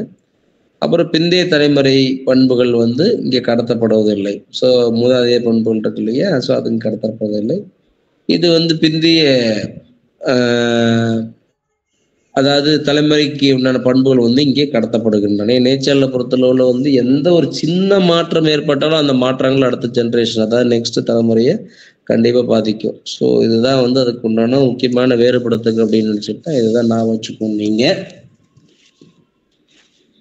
ஸோ அடுத்ததை பார்க்கணும்னா இதுல இந்த மரபணு சிகிச்சை பொறுத்தளவுல முதலாக நமக்கு வந்து மரபணு சிகிச்சை மூலமாக நிவர்த்தி செய்யப்பட்ட நோய் அப்படின்னு பார்த்தீங்கன்னா அது ஒரு நோய் தடைக்காப்பு குறைவு நோய் அப்படின்னு சொல்லுவாங்க. அதுக்கு பேரு SID, அதாவது SCID. அதாவது நம்ம என்ன சொல்லுவோம் தமிழ்ல, அதுக்கு பேரு severe combine immuno deficiency disease அப்படின்னு சொல்லுவாங்க. அதாவது வந்து இதை வந்து நோய் தடைக்காப்பு குறைக்கப்பட்ட, அதாவது நோய் தடைக்காப்பு குறைவு நோய் அப்படின்னு சொல்லுவாங்க. அப்போ அந்த உடல்ல அந்த பாதிக்கப்பட்ட நபர்கிட்ட வந்து பார்த்தீங்கன்னா அதுல நோய் தடைக்காப்பு சுத்தமாவே இல்லாம இருக்கும். அப்படி இருக்கக்கூடிய சூழ்நிலை தான் அந்த குழந்தையானது, அந்த மனிதரானது இறப்பை சந்திக்க நேரிடும் அப்படின்னு சொல்லுவாங்க. ஸோ அதுக்கு என்ன காரணம் அப்படின்னு சொல்றாங்க அப்படின்னா, இந்த நோய்க்கு காரணமா இருக்கக்கூடியது அந்த செல்கள் இருக்கக்கூடிய அடினோசின் டி அமினேஸ் அப்படின்னு சொல்லக்கூடிய ஒரு நொதி. அந்த அடினோசின் டி அமினேஸ் அப்படிங்கிற ஒரு குறைபாடுனால ஏற்படக்கூடிய நோய் தான் இந்த நம்ம சொல்லக்கூடிய SID அப்படின்னு சொல்லக்கூடிய தீவிர ஒருங்கிணைந்த நோய் தடைக்காப்பு குறைவு நோய் அப்படிங்கிற நோய் வர்றதுக்கு காரணம். சரி, இப்போ இதுல அடினோசின் டி அமினேஸ் அப்படிங்கிற குறைபாடு ஏற்படுறதுனால என்ன ஆகுது அப்படின்னா அவங்களுடைய இரத்த செல்களில் வந்து பார்த்தீங்கன்னா லிம்போசைட்டோட எண்ணிக்கை வந்து மிக குறைவாக காணப்படுது. ஏன்னா லிம்போசைட் எண்ணிக்கை வந்து குறைஞ்சிச்சுன்னா நமக்கு வந்து நிறைய உடல் ரீதியான பிரச்சனைகள் நிறையாவே இருக்கும். ஸோ அதனால வந்து பார்த்தீங்கன்னா இதுல இந்த குறைபாடு இருக்கிறவங்களுக்கு பொதுவாகவே அந்த டி லிம்போசைட் அப்படிங்கிறது வந்து எண்ணிக்கை வந்து ரொம்ப ரொம்ப குறைவாக இருக்குதும். அப்போ அது குறைவாக இருக்கிறதுனால என்ன ஆகும் அப்படின்னு பார்த்தீங்கன்னா அந்த செல்கள் வந்து பார்த்தீங்கன்னா நமக்கு வந்து அந்த அளவுக்கு வந்து ஒரு நோய் எதிர்க்கக்கூடிய திறனை வந்து இருக்காது. ஸோ அதனால நமக்கு வந்து உயிரிழப்பு அப்படிங்கிறது ஏற்படுறதுக்கு வாய்ப்புகள் உண்டு. அது பொதுவாக வந்து குழந்தைகளுக்கு அதிகமாக தாக்கும். இந்த நோயானது குழந்தைகளுக்கு ஏன் தாக்குது அப்படின்னு சொல்றோம் அப்படின்னா, குழந்தைகள் வளர்ப்பருவத்துல வந்து அதிகமாக குழந்தைகளுக்கு வந்து இம்யூனிட்டி அப்படின்னு சொல்லக்கூடிய நமக்கு நோய் தடைக்காப்பு கொடுக்கக்கூடியதே வந்து இந்த செல்கள் தான். அதாவது தைமஸ் ப்ரீஸ் பண்ணக்கூடிய செல்கள் லிம்போசைட்கள் தான் கொடுக்கும். ஸோ இது மாதிரியான ஒரு ப்ராப்ளம் இருக்கிறதுனால நமக்கு வந்து இதை சரி செய்வதற்காக நம்ம ஏடிஏ அப்படிங்கிற ஜீன்னால தான் இந்த பிரச்சனை. ஸோ அதை வந்து நம்ம இயல்பான மரபணு செலுத்தி அந்த ஏடிஏ அப்படிங்கிற ஜீனை வந்து நம்ம அங்கே இடமாற்றம் செய்ய வைக்கிறோம். ஸோ அதனால இந்த நோயை வந்து நம்ம இங்கே முதலாக குணப்படுத்துறோம். ஸோ அதுக்காகத்தான் நம்ம இந்த சொன்னோம். அதாவது மரபியல் நோயை பொறுத்தவரை முதலில் மரபியல் சிகிச்சை மரபணு சிகிச்சை மூலமாக நிவர்த்தி செய்யப்பட்ட நோய் அப்படின்னு நினைச்சிட்டுன்னா நான் வச்சுக்கோங்க SCID அப்படிங்கிற நோய், அதாவது தீவிர ஒருங்கிணைந்த நோய் தடைக்காப்பு குறைவு நோய் அப்படிங்கிறத மைண்ட்ல நான் வச்சுக்கோங்க. அடுத்து நம்ம பார்க்கணும் தண்டு செல் சிகிச்சைன்னு ஒன்று பார்க்க போறோம்.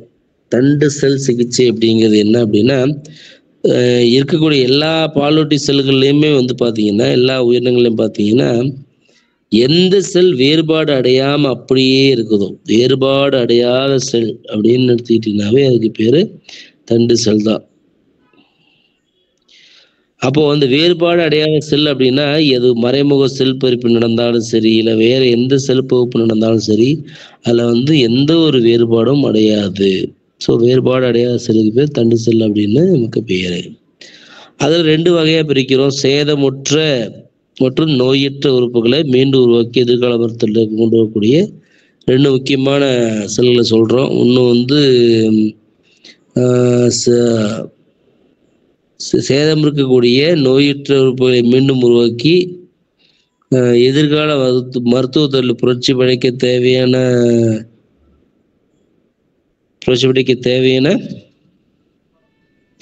ஆராய்ச்சிகள் இது எல்லாமே நமக்கு உருவாக்குறோம். அது இல்லாமல் செல்களை தனக்குள்ளே புதுப்பிக்கக்கூடிய திறன் இருக்குது. அதே மாதிரி 3 வகை வளர்ச்சி அடுக்குகள், நடுப்படை அடுக்கு, அகப்படை அடுக்கு, புறப்படை அடுக்கு இருக்குது. ஸோ இது எல்லாமே நமக்கு தண்டு செல்லுக்கு உண்டான இதுதான். ஸோ இந்த வகையில் பார்த்தீங்கன்னா இந்த நோயுறுதல், சேதமுற்ற இந்த எதிர்கால உறுப்புகளை அப்படின்னு சொல்கிற போது இதில் என்ன ஞாபகம் வருது அப்படின்னு பார்த்தீங்கன்னா, இதில் முக்கியமான ஒரு இது பார்த்தீங்கன்னா இதில் அதாவது செல்லுலார் பொட்டன்சி அப்படின்னு சொல்லுவாங்க. அதிக இயல்புடைய தண்டு செல்கள் பார்த்தீங்கன்னா இந்த செல் திறனை அதிகமாக வெளிப்படுத்துறதுனால தான் இந்த சில பிரச்சனைகளை சரி செய்வதற்கு ரொம்ப ஏதுகோலாக இருக்குது நம்ம சொல்லலாம். சரி, அதே மாதிரி பால்டு 2 முக்கியமான தண்டு செல்கள் சொன்னேன். ஒன்று இளநிலை தண்டு செல்கள், இன்னொன்று பார்த்தீங்கன்னா அதாவது கருநிலை தண்டு செல்கள் அப்படின்னு சொல்லுவாங்க. மொத்தம் 2 கருநிலை தண்டு செல் இருக்கும், முது தண்டு செல்களும் இருக்குது. இந்த கருநிலை தண்டு செல் அதாவது இளம் தண்டு செல் அப்படின்னு சொல்ல முடியும். இதை பொறுத்தவரை என்ன அப்படின்னா பகுதியாக்கத்திறன் அப்படின்னு இருப்பாங்க. ஸோ பகுதியாக்கத்திறன் இருக்கும். அதே மாதிரி புறடுக்கு, நடுடுக்கு, அகப்படை அடுக்கு, மாதிரி மர அடுக்கு, வளர்ச்சி அடுக்கு, அதே மாதிரி 3 அடிப்படை. ஆனால் ஒவ்வொன்றுக்கும் தனித்தனியான பணிகள் இருக்கு. கருநிலை தண்டு செல்னா அதுக்கு ஒரு தனி பணி இருக்கும். அதே மாதிரி பார்த்தீங்கன்னா முது தண்டு செல்னா தனியான பணிகள் இருக்கும். சரி, ஸோ அந்த வகையில் பார்த்தீங்கன்னா ஒவ்வொன்றுக்கும் என்ன பணின்னு பார்த்தரலாம். இந்த கருநிலை தண்டு செல்லை பொறுத்தளவில் தூணப்படும் போது 300க்கும் மேற்பட்ட முதிர்ந்த செல்கள் பார்த்தீங்கன்னா இங்கே மாற்றமடையும். ஏன்னா அது கருநிலை தண்டு செல் அப்படிங்கிறது அது ஒரு எம்பிரியோல, அதாவது கருமுட்டையில பார்த்தீங்கன்னா உங்களுக்கு அந்த செல்கள், அதாவது அந்த கரு வளருக்குண்டான இந்த செல்கள் எல்லாமே அதில் இருக்கும். ஸோ அதனால கிட்டத்தட்ட அந்த கருநிலை தண்டு செல் 200க்கும் 300க்கும் மேற்பட்ட அந்த செல்களாகத்தான் இங்கே மாற்றமடையும்னு சொல்லுவாங்க. இது பொதுவாக அழியாது, அப்படியே தான் செல்கள் இருக்கும். அந்த ஊடகத்தில் எல்லாம் வளர்ந்து வேறுபாடு அடையாத ஒரு பெரிய செல்லாக மாறக்கூடியது. அதே மாதிரி குழந்தைகளில், முதிர்ந்த மனிதரில் பார்த்தீங்கன்னா இருக்கக்கூடிய திசுக்களில் இருக்கக்கூடிய செல்லுக்கு பேர் என்னன்னா முதிர்ந்த தண்டு செல் அப்படின்னு பேர். இது நல்லா பிரிகை அடைஞ்சு அது நமக்கு எப்படி உதவி செய்ய முடியும்னு பார்த்தீங்கன்னா, நமக்கு ஏதாவது கைகாலில் ஏதாவது காயங்கள் ஏற்படுதுன்னு வச்சுக்கோங்க.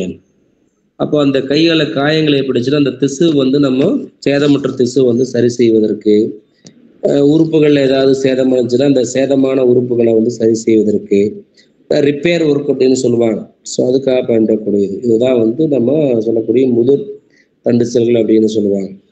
இப்போ இது எல்லா தண்டு செல்களுக்கும் ஒரு அடிப்படை ஒரு செல்களாக, அடிப்படை மூலாதாரமாக, அதிகப்படியான வளர்ச்சிக்கு முக்கியமான மூலாதாரமாக இருக்கிறதுல சிவப்பு மஜ்ஜை அதுக்கு மூலாதாரமாக நமக்கு இருக்குது.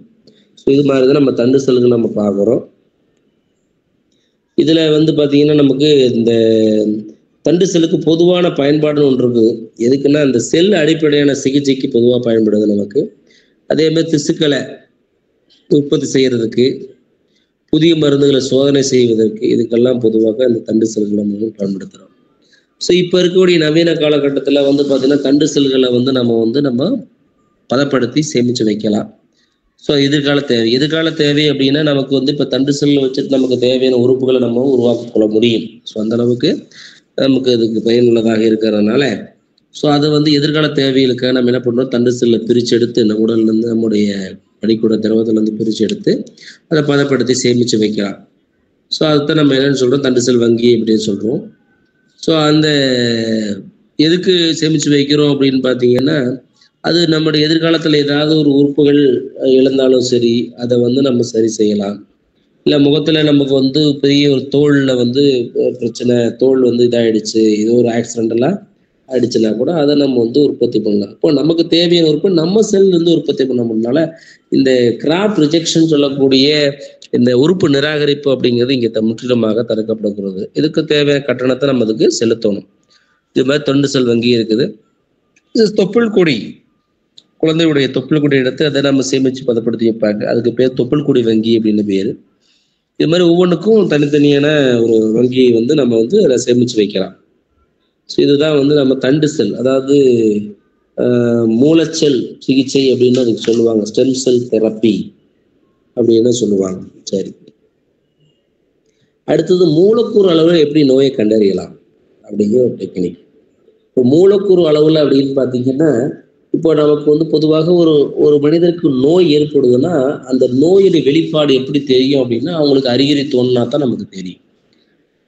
அப்போ அறிகுறி தோன்றுவதற்கு அப்புறம் தான் நமக்கு அது என்ன வியாதி, அவங்களுக்கு என்ன மாதிரியான கிருமிகள் உடல் நுழைஞ்சிருக்குது, அதனால பாதிப்பு என்னென்ன இருக்குது அப்படிங்கிறதுலாம் அது நோய் ஏற்பட்டது பிறகுதான் நமக்கு தெரியும். ஆனா இப்போ நம்ம பார்க்கக்கூடிய மூலக்கூறு அளவுல நோய் கண்டறிதல் அப்படிங்கன்னு பார்த்தீங்கன்னா, அந்த நோய் ஏற்படுவதற்கு முன்னாடியே நம்ம நோயை வந்து கண்டறியலாம். ஏன்னா எந்த ஒரு நோயாக இருந்தாலும் சரி, உடலுக்குள்ள சென்றவுடன் நோயை ஏற்படுத்தாது. ஒரு வைரஸ் அப்படின்னா அதுக்கு ஒரு நோய் தொற்றும் காலம் ஒன்று இருக்கு, ஒரு பாக்டீரியா அப்படின்னா அதுக்கு ஒரு நோய் தொற்றும் காலம் இருக்கு. உடல்ல உள்ள போயிட்டு அதுல வந்து பெருக்கம் அடைஞ்சு அதுக்கப்புறம் தான் நம்ம உடல்ல வந்து தொற்றுக்களை ஏற்படுத்தும். ஸோ அந்த தொற்றும் கால அளவுன்னு ஒன்று இருக்கு. ஸோ அந்த தொற்றும் கால அளவுல அது என்ன நோய் கிருமின்னு பார்த்துட்டோம்னா அதை பார்த்துட்டு அதை கண்டுபிடிச்சு அதை நம்ம அழிச்சிட்டோம் அப்படின்னா நம்ம நோய் வராம நம்ம தடுக்கலாம். அது ஒரு முறைதான் மூலக்கூறு அளவுல நோயை கண்டறிதல் அப்படிங்கிற ஒரு இது வந்து பாத்தீங்கன்னா கிட்டத்தட்ட ஒரு நம்ம பழைய முறைக்கு கொஞ்சம் வித்தியாசமான ஒரு முறையும் கூட சொல்லலாம். ஏன்னா பாரம்பரிய முறையில் எடுத்துக்கிட்டோன்னா நம்ம வந்து பிளட் எடுத்து அதை வந்து நுண்ணோக்கி மூலமாக பார்த்து அதில் கிருமி இருக்கான்னு பார்க்கறது, இல்லை அப்படின்னா ரத்தத்தை கலெக்ட் பண்ணி அதில் வந்து பகுப்பாய்வு செய்கிறது, சிறுநீரை கலெக்ட் பண்ணி அதில் பகுப்பாய்வு செய்கிறது, இப்பெல்லாம் செஞ்சு கண்டுபிடிக்கக்கூடிய ஒரு முறைன்னு இருந்தது ஆரம்ப காலத்தில். இப்போ அதெல்லாம் இப்போ தேவையில்லை. ஸோ நம்ம உடல்ல ரத்தத்தில் நம்ம எதிர்ப்புல என்னென்ன எதிர்ப்புகள் இருக்குது, ஏதாவது புதுசாக ஏதாவது எதிர்ப்புகள் உருவாயிருக்குதா, அதுக்கு அந்த எதிர்ப்புகள் என்ன விதமான எதிர்ப்புகள், எதுக்கு எதிரான எதிர்ப்புகள் அப்படிங்கிற விஷயங்களை மூலம் நம்ம மூலக்கூறுல கண்டுபிடிச்சலாம். ஸோ அதான் வந்து 2 வகையாக பிரிச்சுக்கிறோம். ஒன்று வந்து மறைமுகமானது, இன்னொன்று வந்து இலக்குத்தன்மை அற்றவை அப்படின்னு சொல்லுவாங்க. ஸோ இதுல வந்து நமக்கு பொதுவாக என்ன விதமான இதை கண்டுபிடிக்கிறோம் அப்படின்னா எலைசா அப்படின்னு சொல்லுவாங்க. ஸோ எலைசா அப்படிங்கிறது ஆங்கிலத்தில் என்சைம் லிங்க்டு இம்யூனோ சார்பண்ட் அசே அப்படின்னு சொல்லுவாங்க. அதாவது இங்க வந்து நொதி சார்ந்த நோய் தடை பொருள் உடைய மதிப்பீடு அப்படின்னு சொல்லக்கூடியது அந்த எலைசா அப்படின்னு சொல்லுவாங்க. இதை வச்சுக்கிட்டு நம்ம என்ன பண்றோம் அப்படின்னு பார்த்தீங்கன்னா, நம்ம மூலக்கூறுல நோயை கண்டுபிடிக்கிறதுக்கு இது ஒரு முக்கியமான ஒரு டூல், அதாவது கருவியாக பயன்படுத்துறோம். சரியா? அப்போ அதை கண்டுபிடிக்கிறதுக்காக நம்ம என்ன பண்றோம், போது அதுக்கு வந்து சில சாம்பிள்ஸ் மாதிரிகள் தேவைப்படுது இல்லையா? அதுக்காக சீரம், நம்முடைய ரத்தமாக இருக்கட்டும் இல்லைன்னா சிறுநீராகக்கூடிய ஏதோ ஒரு சீரத்தை எடுத்துக்கிறோம். எடுத்துட்டு அதுல எதிர்ப்பொருள் என்ன இருக்குது. ஸோ நம்ம சாதாரணமாக ரத்தத்தை எடுக்கிறோம்னு வச்சுக்கோங்க, ரத்தத்துல என்னென்ன எதிர்ப்பொருள் ஆன்டிபாடி என்னென்ன இருக்குது அப்படின்னு பொதுவாக அனலைஸ் பண்றோம். அந்த ஆன்டிபாடிக்கு உண்டான எதிர்ப்பொருள் தூண்டி இருக்குதா இல்லையா அப்படிங்கிறதையும் நம்ம கண்டுபிடிக்கிறோம். ஸோ அதைத்தான் வந்து முதலாக மெத்தடை வந்து எலைசா அப்படிங்கிற மெத்தடை கண்டுபிடிச்சுதான் எவா எங்வால் அப்படிங்கிறவர் பீட்டர் எப்டல்மேன் அப்படிங்கிறது தான் இந்த எலைசா அப்படிங்கிற மெத்தடை கண்டுபிடிச்சாங்க. ஸோ இதை வச்சுக்கிட்டு தான் என்ன பண்றாங்கன்னா, ஒரு குறிப்பிட்ட அதாவது நபருடைய அந்த மாதிரியில வந்து என்ன விதமான எதிர்ப்பொருள் இருக்குது அப்படிங்கிறத கண்டுபிடிச்சு அதை வச்சு நம்ம என்ன விதமான தொற்று இருக்குது அப்படிங்கிறத கண்டுபிடிக்க முடியும். ஸோ அதுக்கு ஒரு எடுத்துக்காட்டாக HIV பாதிக்கப்பட்ட நபர் ரத்தத்துல வந்து பார்த்தீங்கன்னா என்ன விதமான எதிர்ப்பொருள் இருக்குது அப்படின்னு சொல்லி கண்டுபிடிச்சாங்க. அந்த எதிர்ப்பொருள் வச்சுக்கிட்டு என்ன விதமான வைரஸ்னால பாதிக்கப்பட்டிருக்காரு அப்படிங்கிறத நம்ம கண்டுபிடிக்க முடியும். ஸோ அதுக்காக ஒரு சோதனையாகத்தான் நம்ம வந்து எலைசா பயன்படுத்துகிறோம். இதுல என்ன பண்றாங்க அப்படின்னா, நம்ம வந்து ஒரு நபரை சந்தேகிக்கிறோம். ஸோ அவங்களுக்கு வந்து எய்ட்ஸ் இருக்கும் அப்படின்னு சந்தேகிக்கிறோம்னா, எய்ட்ஸ் உருவாக்கக்கூடிய இந்த வைரஸுக்கு பேரு HIV அப்படின்னு பேரு. அப்போ அந்த HIV வைரஸ் அவங்க உடம்புக்குள்ள இருக்குதா, அந்த HIV வைரஸ் உடம்புக்குள்ள இருக்குதா இல்லைன்னு எப்படி கண்டுபிடிக்கணும்னா, அவங்க குறிப்பிட்ட நபருடைய ரத்தத்துல அந்த HIV வைரஸுக்கு எதிரான ஒரு எதிர்ப்பொருள் அங்கே இருக்குதா, ஆன்டிவைரல் புரோட்டீன் இருக்குதா அப்படின்னு கண்டுபிடிக்கிறோம். ஸோ அதுக்காக என்ன பண்றோம், சீரத்தை எடுத்து அதை வந்து நம்ம ஒரு பீக்கர்ல, ஒரு தாங்கு திரவம் இருக்கக்கூடிய ஒரு பீக்கர்ல என்ன பண்றோம்னா எலைசா தகடு அப்படின்னா அந்த ஒரு குறிப்பிட்ட நபர், நம்ம சந்தேகப்படக்கூடிய நபருடைய ரத்தம் வந்து அதுல பூச்சி மாதிரி தடவி இருக்கும். அந்த பூச்சி தடவக்கூடிய அந்த நம்முடைய ரத்தம், ஸோ அது இருக்கக்கூடிய அந்த தகட்டை வந்து என்ன பண்றோம்னா தாங்கு திரவத்துல மூழ்கி வச்சிடுறோம். மூழ்கி வச்சதுக்கப்புறம் அந்த தாங்க திரவத்திலிருந்து அந்த தகட்டை மட்டும் வெளியே எடுத்து சுத்தப்படுத்தி என்ன பண்ணுறோம் அப்படின்னா சில வகையான நம்ம எதிர்பொருளை உள்ளே செலுத்துகிறோம். ஏன்னா இப்போ அந்த எலைசா தகட்டை பொறுத்தளவில் அந்த குறிப்பிட்ட ஒரு நோய் எதிர்ப்பு தூண்டி அதில் இருக்குது. அது என்ன எதிர்ப்பு தூண்டி நமக்கு தெரியாது. ஆனால் நம்ம வந்து ஒரு அந்த நபர் வந்து HIV பாதிக்கப்பட்டிருக்காரு அப்படிங்கிறத நம்ம உறுதிப்படுத்துவதற்காக என்ன பண்ணுறோம் அப்படின்னா நம்ம அவருடைய ரத்தத்தில் ஏற்கனவே சீரம் பகுப்பாய்வு நடந்திருக்குது. அது இல்லாமல் அந்த நபருடைய ரத்தத்தில் வந்து அந்த குறிப்பிட்ட வகையான எதிர்ப்பு தூண்டி இருக்குதா இல்லையா இருக்காது அந்த சோதனை. அப்போ அந்த தகட்டை வந்து கிருவி நீக்க செய்ய விட்டு மீண்டும் வந்து என்ன பண்ணுறாங்க பீக்கருக்குள்ள அதாவது தங்க திரவத்தில் மூழ்கி இருக்க மாதிரி வச்சிடுறாங்க. வச்சுட்டு என்ன பண்ணுறாங்க சில வகையான எதிர்பொருளை உள்ளே செலுத்துகிறாங்க. அந்த செலுத்தும் பொழுது அந்த அந்த தகட்டில் இருக்கக்கூடிய அந்த எதிர்ப்பு தூண்டியுடைய எதிர்ப்பு பொருளாக இருந்தால் மட்டும் அது ஒன்றாக இணையும், இல்லைன்னா இணையாது. ஸோ அந்த அளவுக்கு என்ன பண்ணுறாங்க முதல்ல சில வகையான எதிர்ப்பு தூண்டில உள்ளே செலுத்துகிறாங்க. அது சரியாக இணைவதில்லை. அப்புறம் கடைசியாக என்ன பண்ணுறாங்க அப்படின்னா அந்த வைரஸுக்கு எதிரான எதிர்ப்பொருள் என்னவோ அதை வந்து உட்செலுத்துறாங்க. அப்படி உட்செலுத்தும் பொழுது என்ன ஆகும்னா அது கரெக்டாக வந்து அதோட போய் சேர்ந்து ஒன்றாக சேர்ந்துருது. ஸோ அப்போ தான் என்ன நினைக்கிறாங்க, ஸோ இது வந்து இந்த மாதிரியான குறிப்பிட்ட எதிர்பொருள் தான் இந்த குறிப்பிட்ட எதிர்பொருள் தூண்டியோட போய் பிணையும். ஸோ இதனால தான் நான் வந்து நோயை வந்து நிர்ணயிக்கலாம் அப்படின்னு சொல்லி இந்த முறையை அதுக்கு வந்து கண்டுபிடிச்சிருக்கிறாங்க. அதுதான் வந்து எலைசா முறை அப்படின்னா. ஏன்னா எலைசா முறையை பொறுத்தளவுல ஒரு குறிப்பிட்ட நோயை கண்டறியலாம், ஆனால் மரபியல் நோயை கண்டறிய முடியாது. நோய் கிருமினால ஏதாவது குறைபாடு ஏற்பட்டுச்சுன்னா அதை நம்ம கண்டுபிடிக்கிறதுக்கு இந்த முறையை நம்ம வந்து தாராளமாக பயன்படுத்தலாம். இதுல மொத்தம் 4 வகையா இருக்கு சொல்லிருக்காங்க. நேரடி எலைசான்னு ஒன்று இருக்குது, மறைமுக எலைசான்னு ஒன்று இருக்குது, அது இல்லாமல் இடையடுக்கு எலைசான்னு சொல்லுவாங்க, இன்னொன்று போட்டியிடக்கூடிய எலைசா அப்படின்னு சொல்லி 4 வகையாக இருக்கு. ஸோ இது எல்லாமே அதோட ஐசோடோப்ஸ்களை வந்து பயன்படுத்தி கதிர்வீச்சுகளை பயன்படுத்தி என்ன பண்றோம்னா நமக்கு வந்து மூலக்கூறு அளவில் வந்து ஒரு நோய் ஏற்படுவதற்கு முன்னாடியே வந்து அது குறிப்பிட்ட நபர் ரத்தத்தில் அந்த நோய் கிருமி இருக்குதா இல்லையா அப்படிங்கிறத நம்ம கண்டுபிடிக்கலாம். ஸோ அதுக்குத்தான் இந்த மெத்தட் நம்ம வந்து பயன்படுத்துகிறோம். சரியா? ஸோ அதுதான் வந்து இந்த மூலக்கூறு நோய் கண்டதுன்னு சொல்லக்கூடிய ஒரு முறையில் ஒன்று. இன்னொரு முறை இருக்குது, அதுக்கு பேர் PCR அப்படின்னு சொல்லுவாங்க. PCR அப்படின்னா பாலிமரை சங்கிலி வினை அப்படின்னு சொல்லுவாங்க. அதாவது நம்ம விரும்பிய மரபணுவை வந்து நகலாக்கம் செஞ்சு பெறக்கூடிய ஒரு மெத்தடு. அதான் பாலிமரை செயின் ரியாக்ஷன், பாலிமரை சங்கிலி வினை அப்படின்னு சொல்லுவாங்க. இதை கண்டுபிடிச்ச பேர் கேரி முல்லிஸ் அப்படிங்கிற பெரியவங்கெல்லாம் நோபல் பரிசு பெற்றவங்க. இதுக்காக இது என்ன அப்படின்னா நமக்கு வந்து ஒரு இடத்துல வந்து ஒரு மாதிரி கிடைச்சிருக்குன்னா அந்த மாதிரியுடைய அளவு வந்து ரொம்ப மிக சிறிய அளவுல கிடைச்சிருக்குதுன்னா, மிக சிறிய துண்டமாக கிடைச்சிருக்குன்னா அந்த மிகச்சிறிய துண்டத்துல இருந்து என்ன பண்றோம்னா அந்த குறிப்பிட்ட DNA வந்து உருப்பெருக்கம் செஞ்சு அதை வந்து நம்ம என்ன பண்றோம்னா ஒரு பெரிய DNAவாக மாற்றி அதன் மூலமாக அதற்குரிய தகவலை பெறக்கூடிய ஒரு மெத்தட்ல ஒண்ணு PCR அப்படின்னு சொல்லுவோம், பாலிமரை சங்கிலி வினை.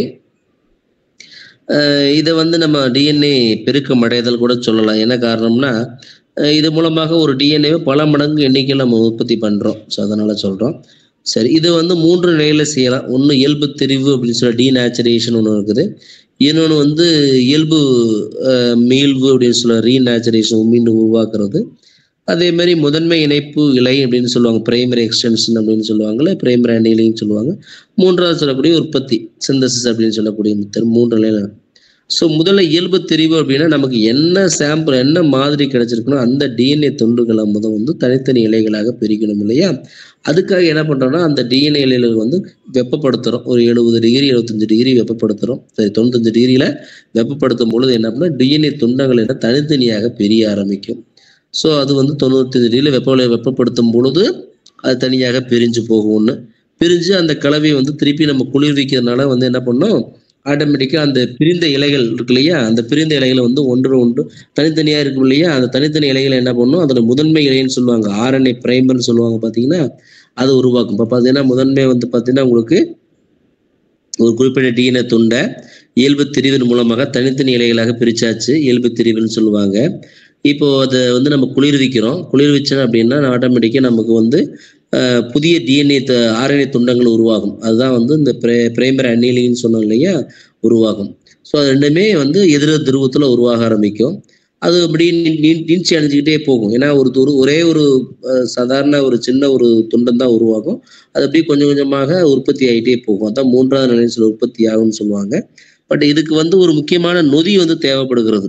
அந்த நொதிக்கு பேர் தான் டேக் டிஎன்ஏ பாலிமரேஸ் அப்படின்னு சொல்லுவாங்க.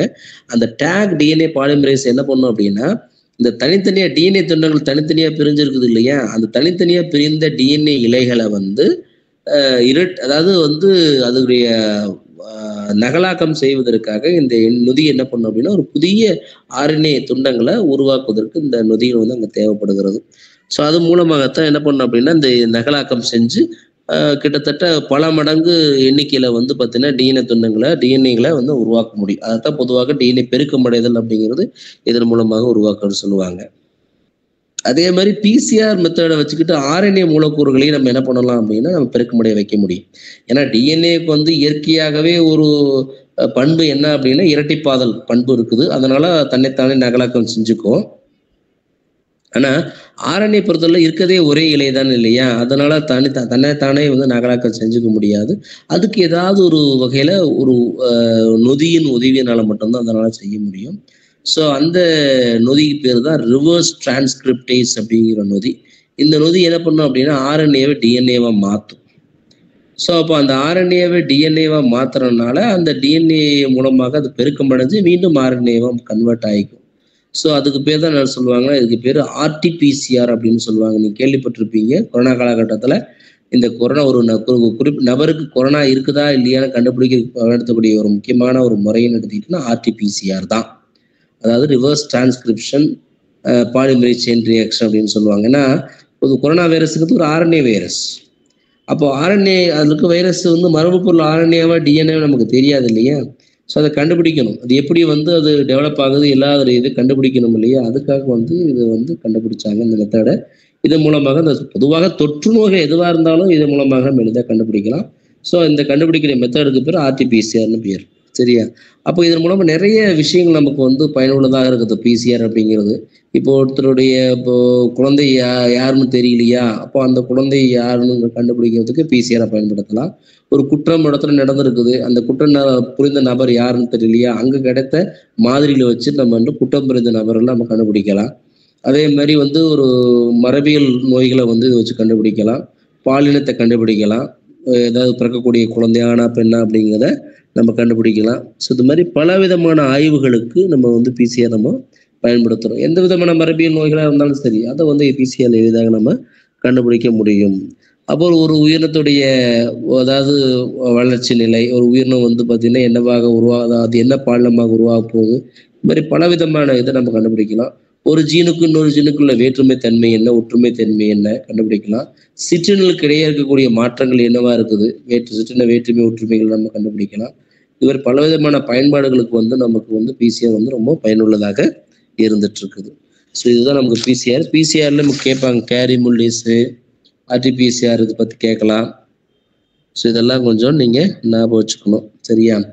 ஏதாவது டவுட் இருக்காப்பா அடுத்த வரைய?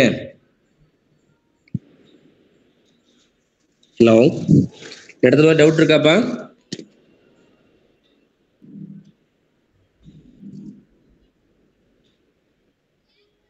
இடத்துல டவுட் இருக்காப்பா?